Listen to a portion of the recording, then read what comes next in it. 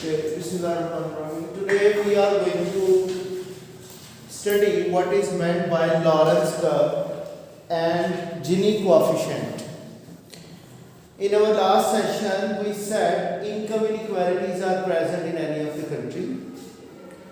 Now, the thing is how to measure the income inequalities in economics.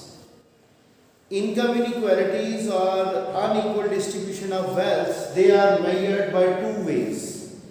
One is the graphical approach, that is called Lorentz curve.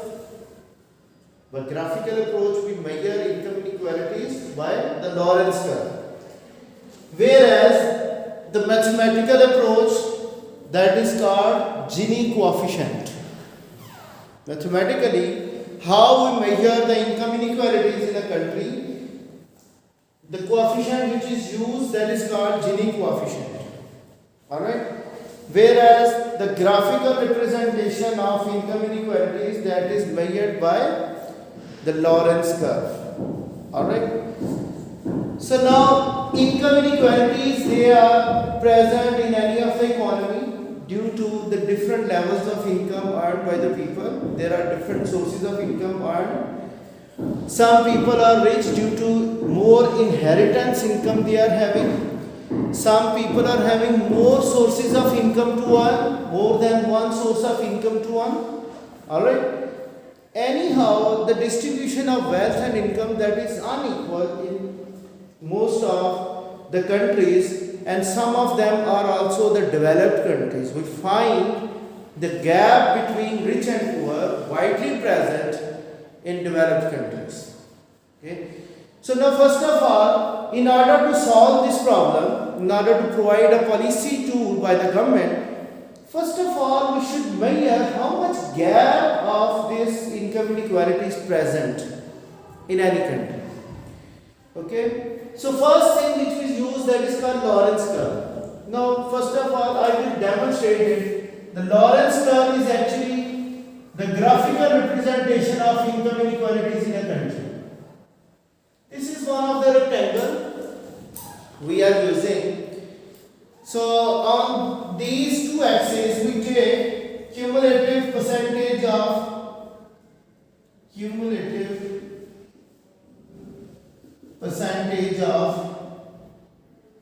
income with respect to cumulative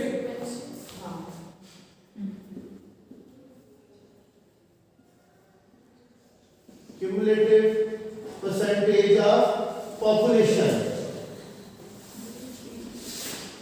So we are using these two axes, cumulative percentage of income and the percentage of population. If we divide this rectangle into equal halves, we will be using a diagonal line. What is a diagonal line? Its angle is 90 degree right now. If we divide it into two equal halves, into two triangles, we will be connecting these two points with a 45 degree line. Now this rectangle is divided into two equal triangles. Diagonal line means what, Iman? We say its horizontal distance is equal to the vertical distance. Right? But it is not equally divided. But you can say this is the equality line. What it is? This is equality line.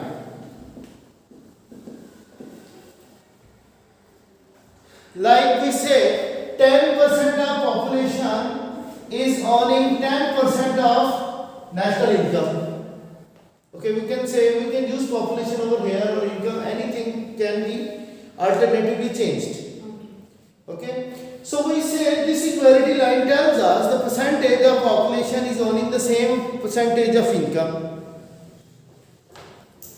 So if economy is operating along this line, like 50% of national income, that is distributed among 50% of population. If economy is operating along this line, there are no income inequalities. Income is equally distributed in the country. But empirically, the data is not showing the equality of income in any of the country. We have the gap between rich and poor. So that can be represented by the Lorenz curve. Now see over here, this is the Lorenz curve.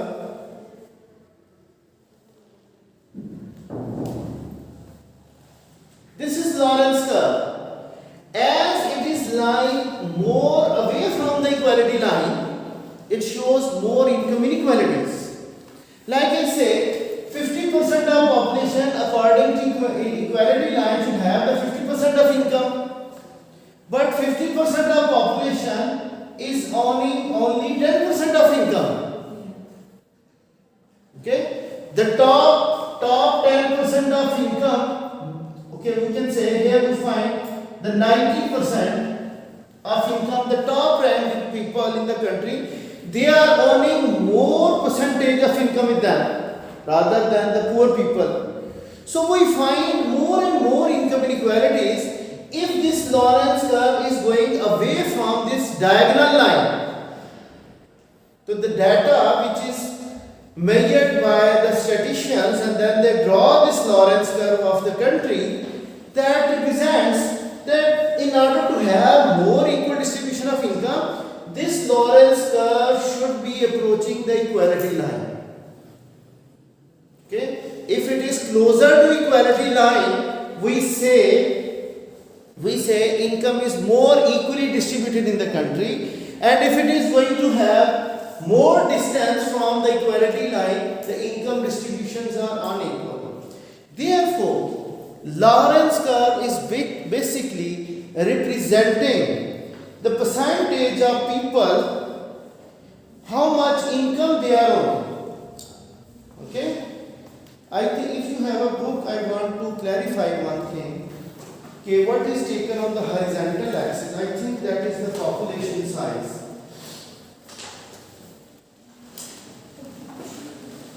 I'm forgetting one thing. Yes. Take over here the population size, the cumulative percentage of population on the horizontal axis. Guys, I'm using the same notation but writing the wrong word over here. Here, cumulative percentage of population, and here we are taking cumulative percentage of income. Do you have an idea about cumulative percentage? In mathematics and statistics, we use it. Cumulation means the first 10%, then we add the next percentage. Okay? This is not the case 20%. First 10%, then we add the next, and then we see how much income they are owning. Okay, Lorenz curve is representing how much percentage of population is earning how much income in the country. If this curve is lying away from the equality line, we have more unequal distribution of income. And if it is going closer and closer to the equality line, then we have less income inequalities. Now, what is Gini coefficient? Gini coefficient measures income inequalities in numeric form. Numerically, how can we measure income inequalities? Okay? So, if one person is owning all the income of the country, the value of Gini coefficient will be 1. Perfect income inequality. One person is owning all the national income and the rest of the population is having zero income. Is it happening? It doesn't happen. And if there are equal distribution of income, we have zero value of Gini coefficient. There are two extremes. There are either no income inequalities or there are perfect income inequalities. The value of Gini coefficient lies in between 0 and 1. Now the question is, how to measure this Gini coefficient? Basically, this is the main task. Now, Gini coefficient, I gave you another way of demonstration. First, I have to erase the first one. Then it will be more easier to understand.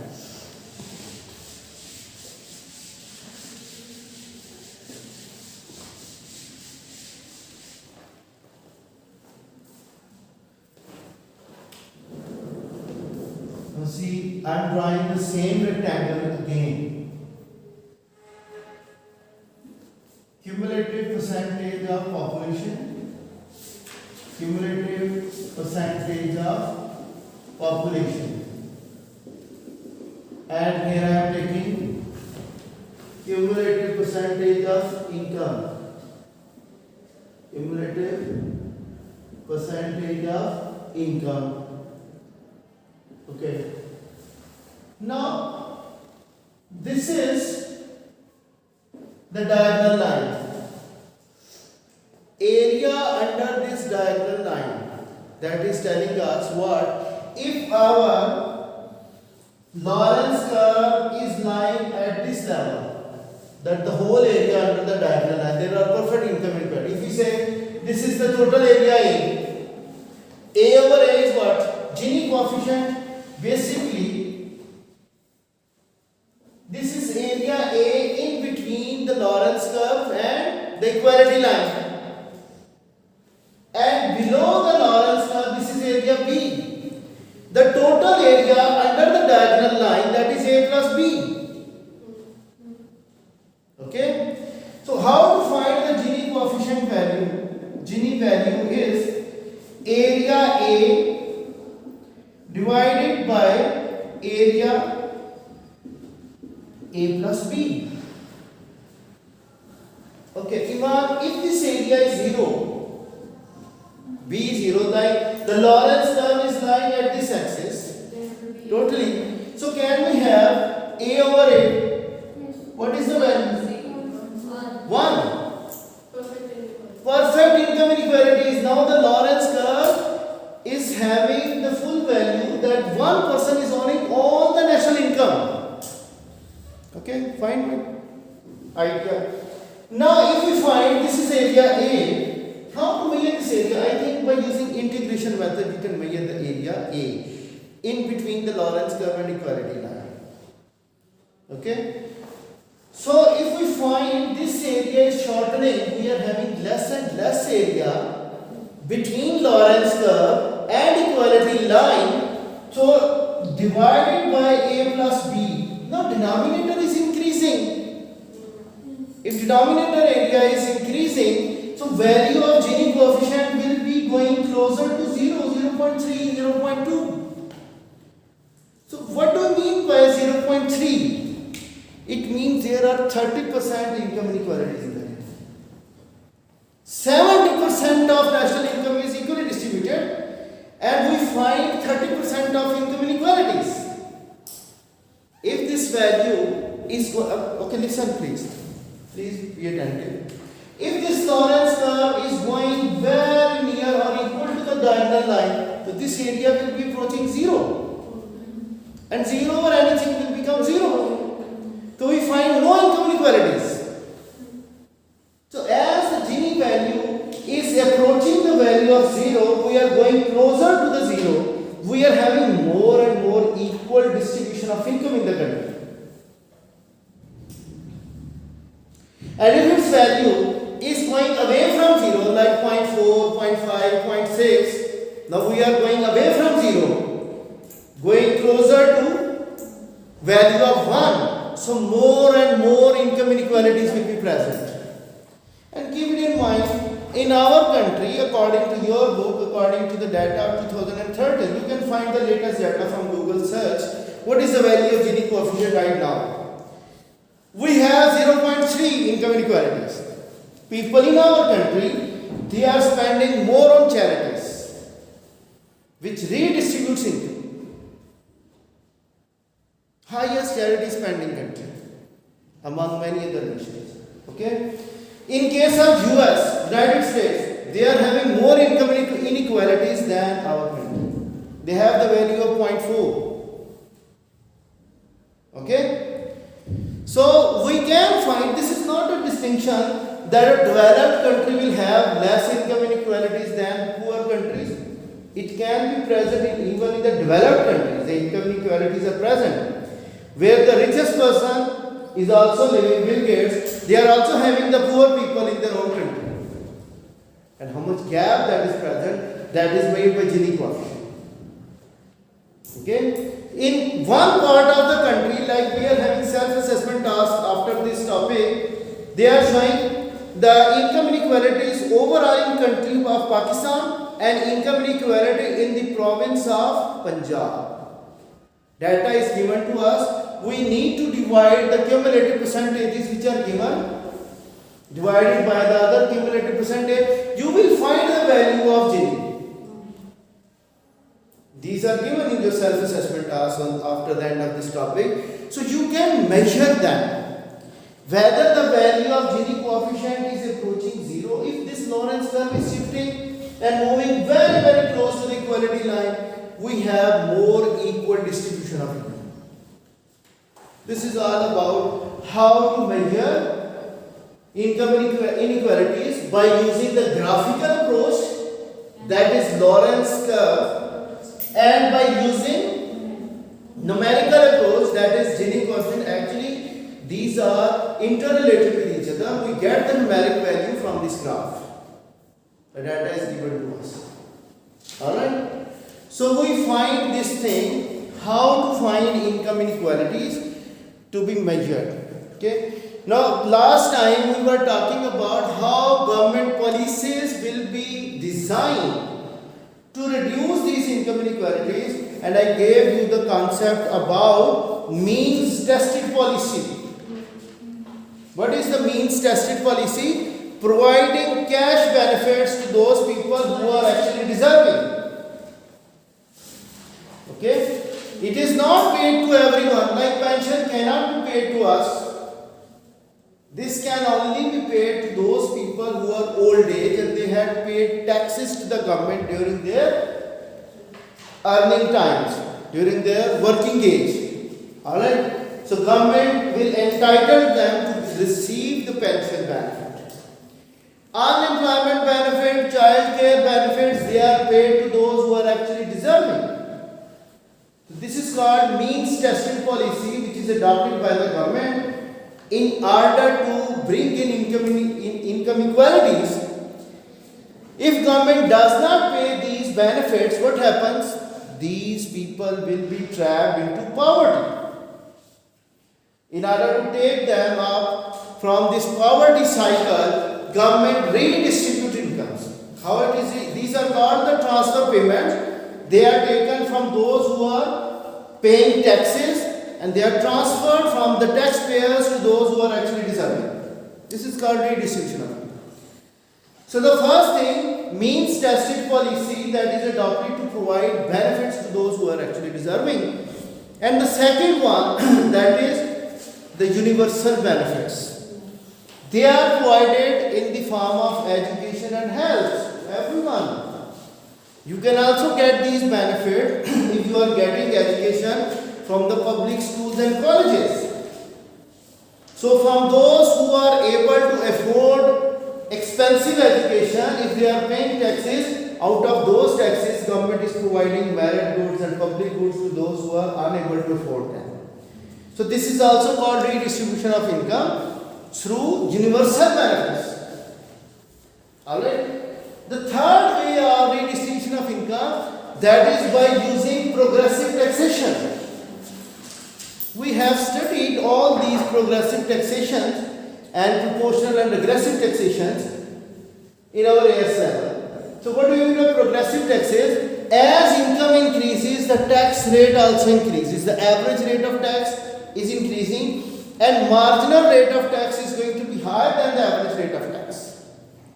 So as people are becoming richer and richer, they have to pay more taxes. So do you think this policy will have more equal distribution of income? This can be. But taxes are also causing disincentive to hard work.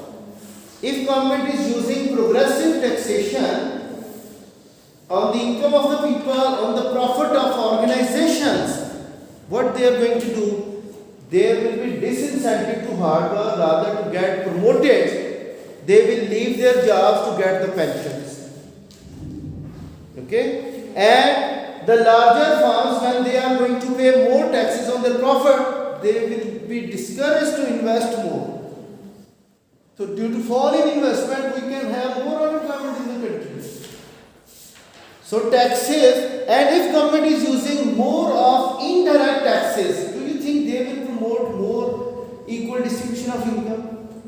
Indirect taxes, they are aggressive in nature. They have more burden of taxes on those who are poor. They have to pay more taxes at their lower level of income. They can bear more burden of the tax due to more indirect taxes. So indirect taxes, they are causing more income inequalities. Their burden lies more on the poor people, and rich people are having less burden of indirect taxes. Alright. So as a whole, we say government policies can be ineffective when they are causing disincentive to hard work, or government is lacking information about the real problem of the market. How much public and merit goods going to be demanded. And another government lag is that implementation lag, the time lag at which policy is implemented. If the situation is further worsening, the government cannot get the right results of their policy. And government is also doing or taking the actions in order to win the upcoming elections. They are also having the incentive problems. Okay? So government actions to redistribute income, to provide internalization of externalities, or to have more provision of merit and public goods, they can be ineffective due to the incentive problems, due to information problem, due to regressive taxation problem. So their policies can be ineffective, or they are not having fruitful results due to these things. Okay. So in our upcoming lesson, we will be starting our labor market. That's the end of government intervention up in here. And tomorrow onward, we will be starting our labor market, labor demand and supply, and how wages are determined in perfect competition and imperfect competition. Okay. Thanks.